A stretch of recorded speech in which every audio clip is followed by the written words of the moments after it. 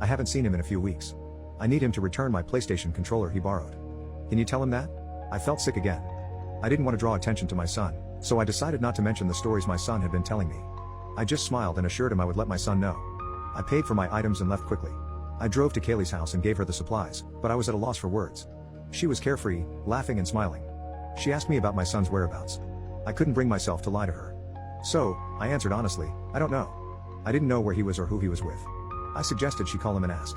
She thanked me, and I left her house. Later that night, around 8 p.m., my son finally arrived home. I didn't say much to him, just asked if he had a good time. He replied positively and retreated to his room. I knew I had to tell Kaylee what had happened, so I retreated to my room and called her.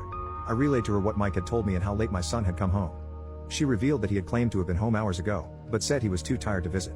I could tell she was crying. I asked her if she wanted me to come over. I went to her house, and we talked about everything. She confessed she didn't want anything more to do with my son and planned to break up with him immediately. I assured her that she could do so, and if she wished, she could be honest and say I had told her.